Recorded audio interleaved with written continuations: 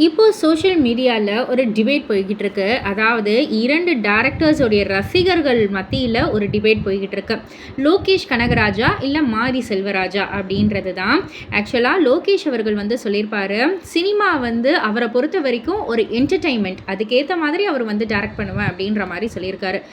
மாரி செல்வராஜ் அவர்கள் வந்து என்ன சொல்லியிருக்காருன்னா, அவருடைய சினிமா வந்து மக்கள ரசிகர்கள வந்து எஜுகேட் பண்ணணும் அப்படின்ற மாரி வந்து சொல்லியிருக்காரு. ஸோ 2 டைரக்டர்ஸ் 2 வெவ்வேறு டைரக்டர்ஸ் வெவ்வேறு விதமான ஒரு ஸ்டைலில் வந்து சொல்லியிருக்காங்க. அவங்க படத்துகளையும் டைரக்ட் பண்ணிட்டு வராங்க.